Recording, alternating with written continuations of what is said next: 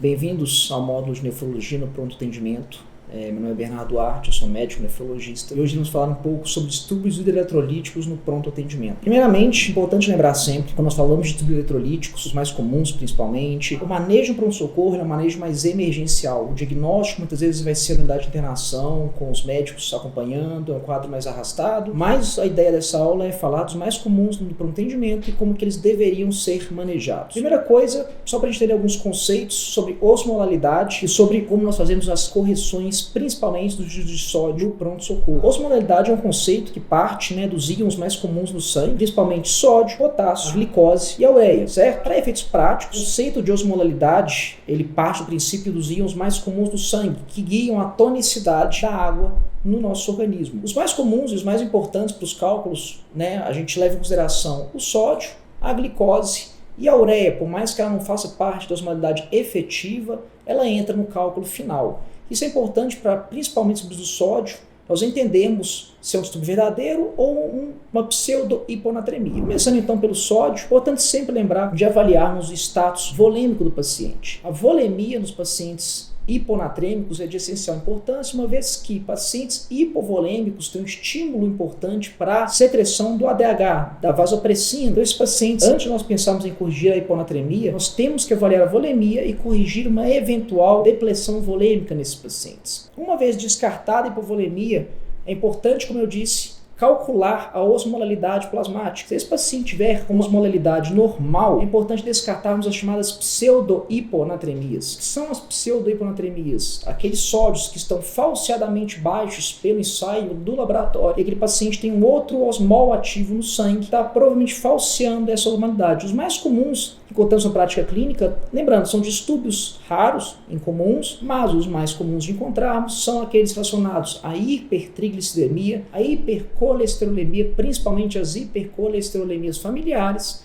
e aqueles distúrbios com produção de proteínas no sangue. Por exemplo, mieloma múltiplo, produção de cadeias leves, produção de imoglobulinas excessivas. Isso falseia o sódio para baixo e isso acaba alterando o ensaio laboratorial. O ideal é sempre solicitar ao laboratório a medição nesses casos que há suspeita por potenciometria direta, mas por isso é importante fazermos o cálculo da osmolalidade estimada. Então, uma vez entendido que o paciente está realmente numa hiponatremia hipoosmolar, o que eu vou fazer? Primeira coisa é sempre solicitar um exame de urina para esse paciente. Por quê? Por mais que no pronto-socorro, no pronto atendimento, aquele exame de urina não vá ficar pronto e osmolaridade urinária não é um exame que fica pronto rápido. Mesmo nos hospitais de referência, nós demoramos por vezes ali 1, 2, até 3 dias para termos um resultado da osmolalidade urinária. Isso é importante para guiar o tratamento e principalmente o diagnóstico na unidade de internação. Mas no pronto-socorro, solicitando este exame antes de tomarmos condutas, nós ganhamos tempo para o colega que vai acompanhar o paciente na unidade de internação e para facilitar o processo do diagnóstico e da condução deste caso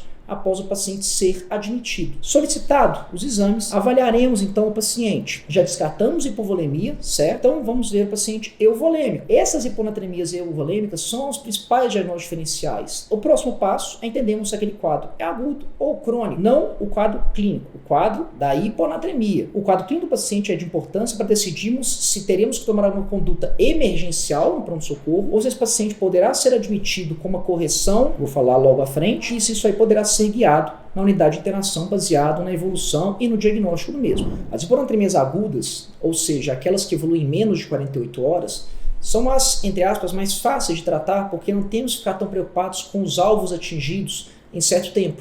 A gente pode ter mais liberdade na condução. As hiponatremias crônicas, aquelas que evoluem mais de 48 horas, sim, são as mais perigosas, principalmente aqueles pacientes que têm o sódio mais baixo, ou seja, aqueles que têm o sódio menor do que 105 mEq por litro, tem hipocalemia associada, que tem hipofosfatemia associada, que tem histórico de alcoolismo, certo? Pacientes desnutridos e aqueles pacientes hipoxêmicos. Estes pacientes com hiponatremia crônica, com estes sinais de alerta, são aqueles sim que temos que ter atenção redobrada na correção do distúrbio, porque eles podem sim evoluir com o que nós chamamos de síndrome de desmielinização osmótica. Se este paciente chega para mim no pronto-socorro com um quadro clínico agudo, de alteração neurológica, torpor ou até coma, e nós temos uma hiponatremia diagnosticada e as outras causas para aquela alteração neurológica descartadas, aí sim nós estamos diante de um paciente que teremos que tratar antes de perguntar qualquer outra coisa sobre o quadro dele. Então, um paciente que chega no pronto-socorro, uma alteração neurológica aguda, torpor, coma, obnubilação, e este paciente, a despeito de ser uma hiponatremia, presumidamente, apesar de ser uma hiponatremia presumivelmente crônica ou aguda, nós vamos ter que tratá-lo, porque é uma condição ameaçadora para ele. Como a gente faz esse tratamento? Duas linhas que a literatura nos permite tomar, as duas são muito semelhantes, as duas envolvem a administração de soro 3%, aquele soro que nós habitualmente nos serviços não tem disponível prontamente, a gente tem que manipular este soro, isso aí tem uma fórmula fácil que vai aparecer para vocês, e aí com este soro 3%, nós iremos fazer a correção inicial desta hiponatremia. Nós podemos fazer inicialmente 150 ml de soro 3% durante 20 minutos. Após estes 20 minutos, nós checamos o sódio e podemos fazer mais um bolus de 20 minutos de 150 ml. A outra forma, muito parecida também, o volume final acaba sendo de 300 ml, é fazermos bolos de 100 ml durante 10 minutos, repetindo o sódio entre cada um deles. Fazer 3 bolos sequenciais de 100 ml, de forma que a gente eleve, pelo menos inicialmente, esse sódio em 5 mEq. E que os sintomas, então, melhorem e aí sim partiremos para a correção do paciente após admissão hospitalar, eventualmente. Para pacientes agudos, como eu disse, nós não temos que preocupar tanto com a elevação deste sódio, nós podemos ser um pouco mais rápidos nessa elevação, mas é importante que a gente tenda a correção próxima à normalidade nas próximas 24, 48 horas desse paciente. E como eu disse, esse paciente vai ser admitido, o médico da unidade de internação vai se guiar pelos exames solicitados inicialmente. Caso seja necessário, ele solicitará novos exames, novas propedêuticas na internação para melhor compreender o quadro clínico do paciente. Caso esse paciente seja um quadro crônico de hiponatremia, ou eu não saiba há quanto tempo ele está evoluindo, eu tenho que presumir que é um paciente crônico. Nós devemos almejar 8 mEq de elevação nas próximas 24 horas. Pacientes com alto risco, a meta ela é um pouco mais rigorosa. E naqueles pacientes com menor risco, que não tem aqueles critérios de risco maior para a desmielinização osmótica, nós podemos chegar aí a 10 a 12 de elevação nas próximas 24 horas. E como é que a gente calcula isso? Então, o paciente você atendeu, estabilizou ele, vamos admitir este paciente no hospital, solicitar internação, esse paciente vai ficar de observação e eu vou iniciar a correção dele. Aí sim, nós podemos continuar usando o NaCl 3%, a formulação do NaCl 3%, ou se sentimos mais confortáveis, o NaCl a 2%, tá? Tem menor carga de sódio para o paciente, menor risco de fazer uma sobrecorreção do distúrbio de base. A forma mais fácil de montarmos essa solução vai aparecer para vocês. E aí nós iremos usar a fórmula de Adroguet. O que é a fórmula de Adroguet? É uma fórmula que nos coloca o sódio da solução, o potássio da solução, fazendo a diferença com o sódio do plasma sobre água corporal total do paciente, mais 1. A água corporal total é muito fácil de fazer o cálculo. Pacientes jovens, 0,6 vezes o peso. Pacientes mais idosos, nós iremos aí de 0,5 a 0,4, 0,45 para pacientes do sexo respectivamente masculino e feminino, certo? Entendo que mulheres mais idosas têm uma menor água corporal total do que homens mais idosos.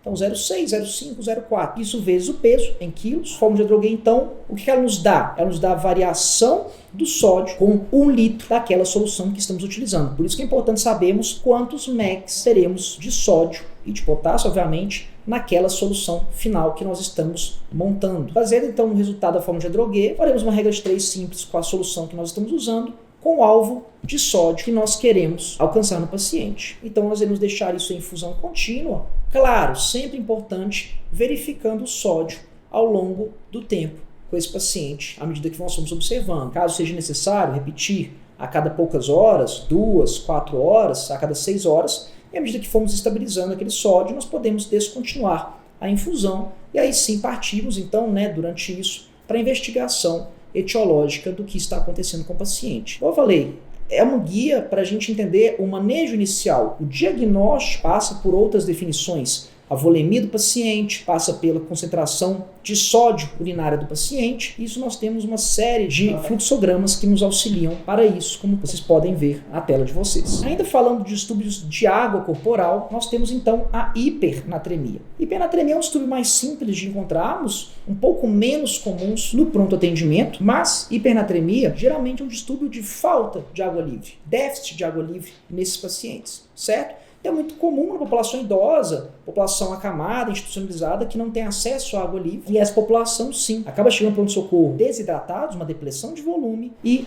hipernatrêmicos. Esses pacientes, se a gente for olhar a osmolidade urinária, nós vamos encontrar geralmente mais de 6 miliosmoles por quilo de água, urina absolutamente concentrada. Mesma coisa naquela população que desidrata. Perda gastrointestinal, por exemplo, nós vamos dar origem a uma urina concentrada. Aquele paciente que por muitas vezes chega no pronto-socorro oligúrico, com relato de uma urina concentrada, e aí nós encontraremos, geralmente no laboratório, hipernatremia.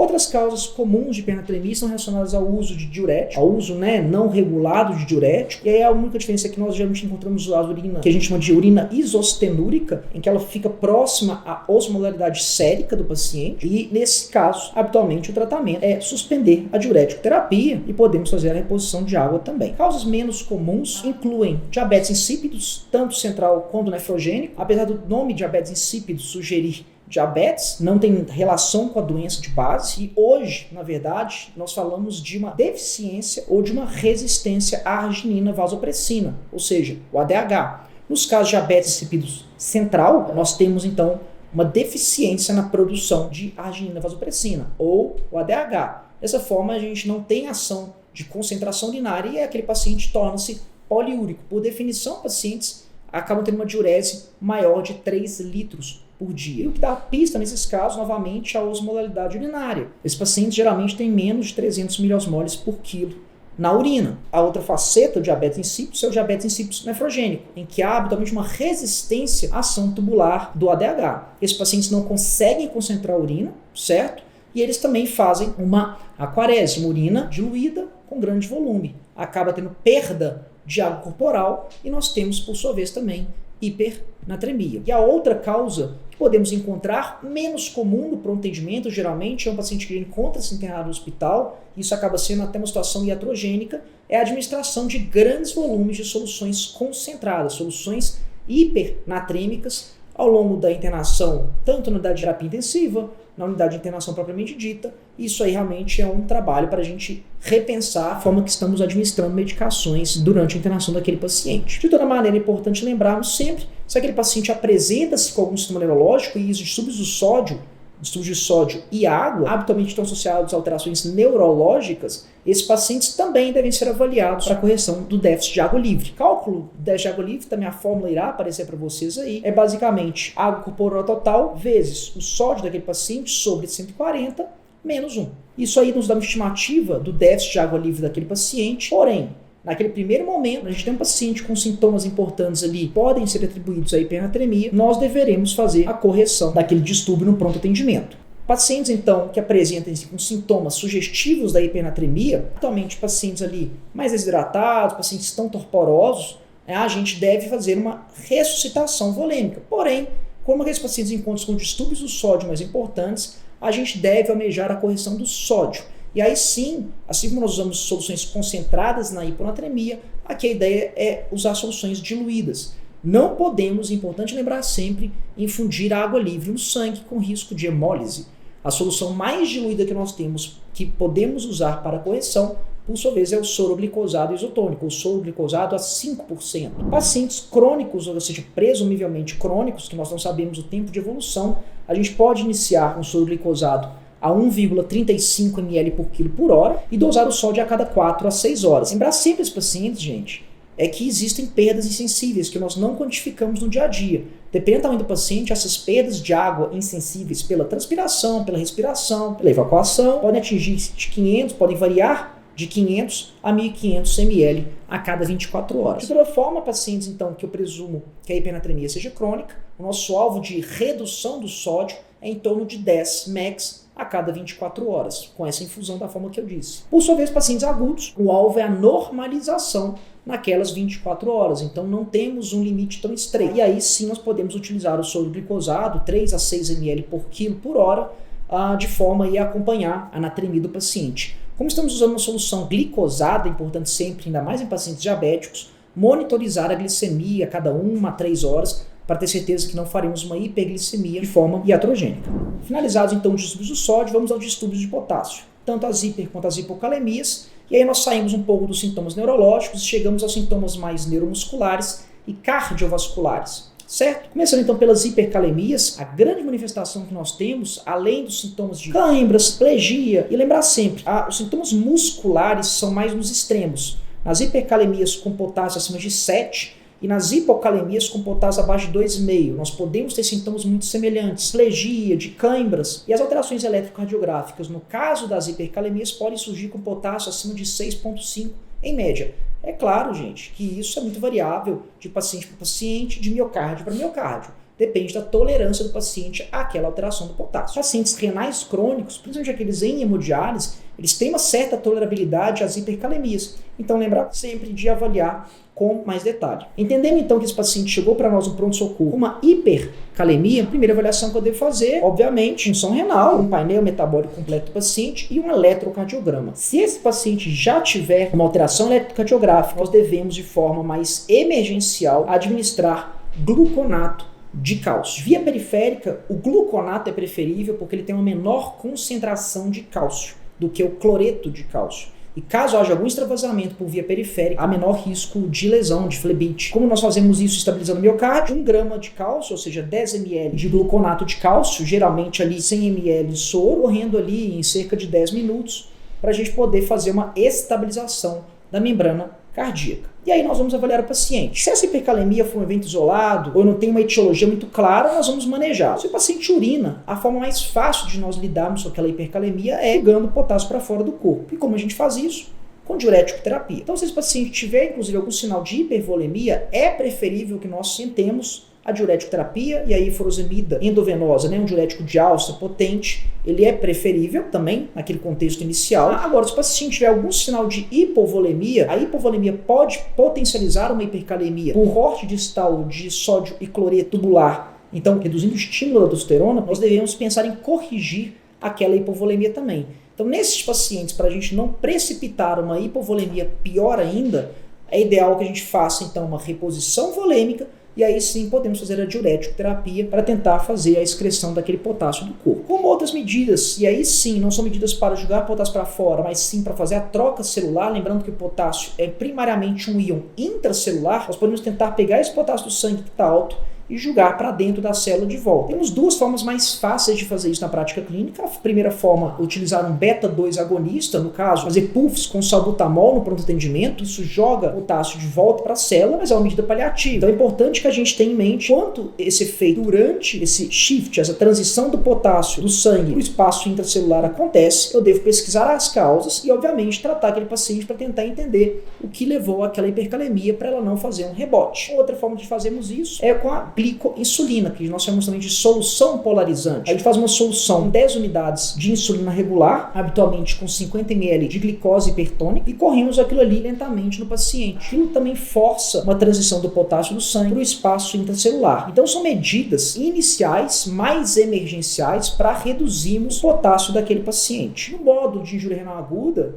a gente vai ver que em pacientes com oligúria ou com hipercalemia refratária, isso inclusive é indicação emergencial de hemodiálise. Passando então da hipercalemia, nós também chegamos às hipocalemias. E as hipocalemias também podem dar alterações tanto neuromusculares como eletrocardiográficas. As hipocalemias, assim como as hipercalemias, podem fazer apiculação de onda T. As hipocalemias podem fazer um achatamento de onda T, um alargamento de QRS e o surgimento da chamada onda U, que aparece logo após essa onda T que foi achatada. Nesses pacientes é importante nós fazemos a correção rápida da hipocalemia, lembrando que, como eu disse, o potássio é um íon primariamente intracelular, Então, quantidades relativamente grandes que nós fornecemos de potássio para esse paciente vão primeiro para o intracelular, então demora a repor o nível sérico do paciente. E a diferenciação que nós temos que fazer desses pacientes é se estamos fazendo a infusão por via periférica ou por via central. No pronto atendimento, habitualmente, o que nós temos disponível são vias periféricas. Nesses pacientes, lembrando que a ampola de Casseling que nós temos disponível habitualmente é de 10%, ela tem 13 mEq de potássio na sua constituição,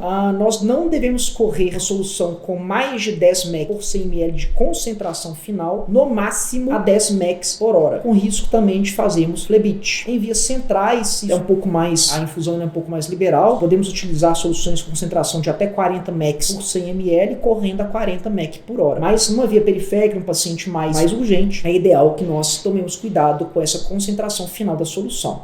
Naqueles pacientes com potássio com menos de 2,5, hipokalemias mais pronunciadas, nós podemos fazer 80 ml de Casseling 10% em 1 litro de soro, certo? Correr aquilo ali durante 6 horas. Naqueles com hipokalemias não tão graves, com menos de 3,5, nós podemos fazer 40 ml de Casseling 10% em 500 de soro e correr aquilo ali em 4 horas no pronto atendimento. Então, lembrando, o segredo de qualquer correção no pronto atendimento, gente, relembrando, sódio, potássio, seja hipo, seja hiper, é a verificação periódica destes níveis no sangue, certo? Então, muito pouco provável que nós iríamos fazer uma sobre ou uma subcorreção desse paciente se nós estivermos acompanhando periodicamente estes níveis. Caso o paciente permaneça com mais tempo conosco, naquela unidade de pronto atendimento, demore a sair de uma vaga de internação, dependendo de onde nós estamos dando plantão naquele momento, é importante termos aquele paciente bem manejado conosco. Passando então para as acidoses, agora eu falo de alguns distúrbios menos comuns no pronto-socorro, mas igualmente importantes. As acidoses metabólicas. Segredo de qualquer acidose, cálculo de anion gap. Muita gente fica confusa, o anion gap. Gente, não tem mistério. Anion gap, basicamente, principal cátion no sangue, sódio. Principais ânions, cloreto, bicarbonato e os outros ânions. O principal ânion que nós temos que não é mensurado nessa fórmula é a albumina. A albumina, como proteína sérica, ela tem uma carga negativa, então ela entra como uma não mensurada ali. A diferença desse sódio com o cloreto mais o bicarbonato é o que dá o anion gap. São esses ânions que não são mensurados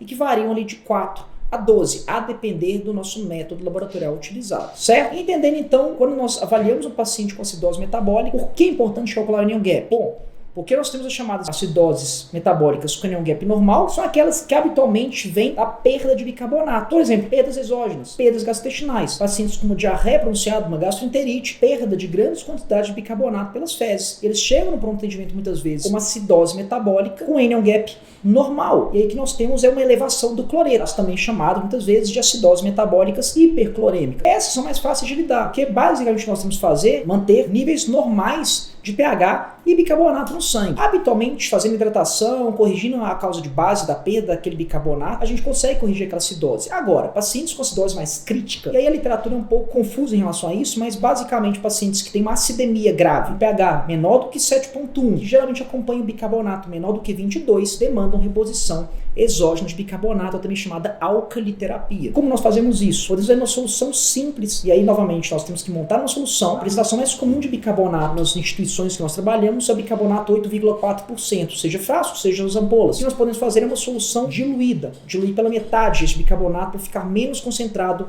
reduzir o aporte de sódio para o paciente. Então a gente pode pegar esse bicarbonato, diluir meio a meio com uma solução glicosada isotônica, ou soro glicosado a 5%, que nós fazemos uma solução a 4,2%. Nós podemos então pegar essa solução entre 125 e 250 ml dessa solução e infundir lentamente em 30 minutos, checando novamente a gasometria daquele paciente. E aí sim, atingindo um pH maior do que 7,3, nós podemos interromper a reposição, nós tiramos aquele paciente daquela criticidade inicial da acidose metabólica. Muito comum também encontrarmos acidoses hiperclorêmicas naqueles pacientes com disfunção renal, ou com doença renal crônica, ou até com injúria renal aguda. Esses pacientes eles têm uma perda da capacidade de reconstituição de bicarbonato no sangue e nos rins que não estão funcionantes. Nos casos crônicos, a alcaliterapia acaba tornando-se uma pedra fundamental do tratamento da doença renal crônica a nível ambulatorial, mas os pacientes que fazem uma perda aguda de função renal, uma injúria renal aguda, ou uma agudização de uma doença renal crônica pré-existente, podem também fazer uma acidose mais pronunciada e demandar atenção do pronto atendimento. Em contrapartida, as acidoses com anion gap normal são aquelas com anion gap alterado. Lembrando sempre, gente, pacientes hipoalbuminêmicos, que os pacientes com albumina menor do que 4,5, eles tendem a ter uma redução natural do anion gap, certo? Em média, para cada 1 grama por decilitro abaixo dos dos 4,5 da referência da albumina, nós temos uma redução do nível basal do anion gap em torno de 2,5. Então é importante levar sempre isso em consideração quando formos calcular o anion gap para nós dosarmos a albumina também no nosso paciente. Então aqueles pacientes que têm o anion gap alterado, ou seja, o anion gap aumentado, são aqueles pacientes que têm algum ácido, algum ânion não mensurável no organismo e não entra no cálculo. Aqueles pacientes, então, nós chamamos com anion gap alterado, são aqueles pacientes que têm ânions não mensuráveis circulantes no sangue. Podem ser aqueles que têm uma intoxicação exógena, por exemplo, com salicilatos ou um álcool tóxico, como tivemos recentemente um caso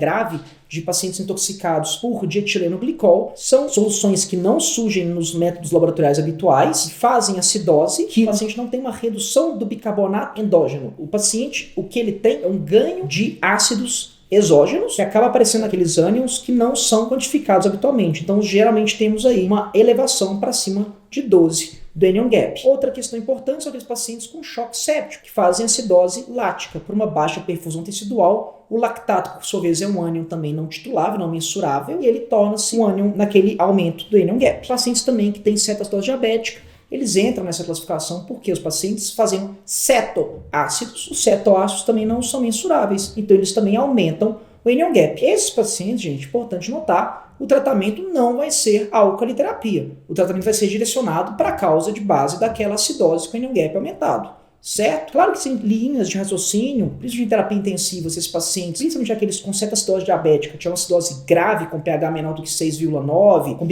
bicarbonato menor do que 5, que eles demandem uma alcaliterapia emergencial. Mas, lembrar sempre, em ambiente de pronto atendimento, o tratamento deve ser direcionado para a causa de base. Então, pacientes que tenham sepse, nós vamos fazer reposição volêmica, nós vamos tratar a sepse. Pacientes que têm uma cetoacidose diabética, nós vamos fazer também aquela reposição volêmica inicial e fazer a correção daquele evento hiperglicêmico do paciente, corrigir a cetoacidose. Lembrando que cetoacidose é uma mortalidade de 100% se não tratada. Agora, aqueles pacientes que têm uma suspeita de intoxicação exógena, é importante sempre lembrar que o tratamento muitas vezes será hemodiálise de urgência, para fazermos o clareamento daqueles ácidos que estão de forma deletéria para o organismo, certo? Então, esses pacientes muitas vezes demandam internação em caráter mais emergencial, geralmente terapia intensiva para terapia dialítica de urgência. Só citando outros dois que são importantes também, não tão comuns, mas são importantes para a gente lembrar: hipocalcemia e hipomagnesemia. Sintomas muito semelhantes, principalmente do aspecto muscular. Lembrar sempre da hipocalcemia, os sintomas de tetania, alterações musculares, cãibra, e aqueles sinais de tetania latente, que são os sinais de Trousseau, que é o espasmo carpopedal, quando a gente insufla o manguito por mais de 3 minutos, e o sinal de Chvostek, quando nós fazemos percussão do nervo facial em região zigomática, nós podemos ter espasmos faciais e ipsilaterais àquela percussão. São sinais de hipocalcemia e também de hipomagnesemia importantes, e isso aí demanda tratamento. Outra alteração importante destes distúrbios eletrolíticos é a alteração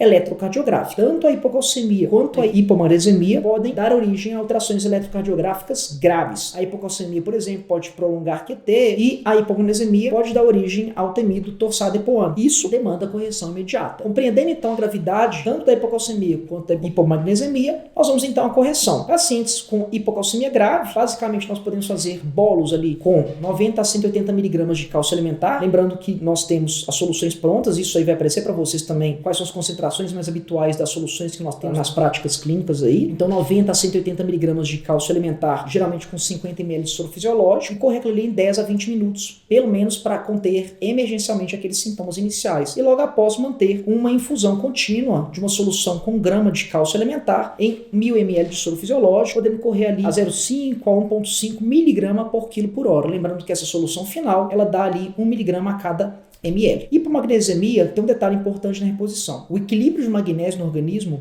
ele é controlado muito finamente pela alça de Henle. Quando nós damos um bolus inicial de magnésio para o paciente, isso pelo menos inicialmente atordoa a alça de Henle e reduz a reabsorção de magnésio no organismo. Então esses pacientes, a despeito da reposição inicial que nós fazemos de magnésio, nós devemos manter a reposição por pelo menos mais 24 a 48 horas, sabendo que esse paciente pode fazer uma diurese, urinar esse magnésio até 90% da quantidade reposta nas próximas 24 horas. Então, como a gente faz essa reposição inicial, um bolus de 2 gramas em 100 ml de soro, podemos correr aquele ali em 15 minutos. Como eu disse, uma reposição emergencial para aqueles pacientes que têm sintomas neuromusculares alterações eletrocardiográficas graves e uma manutenção depois com 4 a 8 gramas diluídos ali, podendo ser 300 ml de soro e correr durante 24 horas. Esses foram os distúrbios mais comuns na prática clínica. São pacientes que chegam muitas vezes graves no pronto-socorro, têm condições associadas mais importantes ali, e às vezes fica difícil distinguir uma coisa da outra. Mas entendendo os distúrbios mais comuns, as manifestações que eles podem trazer e a forma correta de agir no primeiro momento, a gente consegue manejar aquilo ali com muita tranquilidade. Só recapitulando, depois desse tanto de informação, distúrbios de sódio são basicamente distúrbios de água. As hiponatremias geralmente são distúrbios de excesso de água no organismo, então a gente tem que manejar aquele excesso de água de uma forma ou de outra. Os distúrbios das hipernatremias, por sua vez, são habitualmente déficit de água livre no organismo. Procederemos da mesma maneira, repondo aquele déficit de água livre de uma certa forma ou de outra com o paciente, interrompendo a causa base e repondo o que já foi perdido. As hipercalemias são graves, lembrar sempre de alterações eletrocardiográficas, principalmente apiculação de onda T. Nós devemos proteger aquele miocárdio daquele dano da hipercalemia. O gluconato de cálcio é fundamental nesses pacientes, principalmente com potássio acima de 6,5 ou aqueles com potássio acima de 5,5. Se tiverem alguma causa persistente de elevação, por exemplo, aqueles em rabdomiólise, aqueles com hipocalemia, também com alteração eletrocardiográfica, é importante a reposição mais precoce, mais vigorosa de potássio. Distúrbios de acidose, como eu disse, calcular sempre anion gap. A nossa conduta inicial baseia-se nisso. Pacientes com anion gap normal perdem bicarbonato. Eu vou ter que repor bicarbonato de alguma forma. Aqueles com anion gap alterado, eu tenho que procurar o que está alterando esse anion gap no meu paciente. É uma sepse? É uma cetoacidose? É uma intoxicação? Certo? Distúrbios de cálcio, magnésio, muito semelhantes, como eu disse. Alterações neuromusculares, mas também alterações eletrocardiográficas. Temos que fazer a correção também de forma mais vigorosa, inicialmente, quando necessário.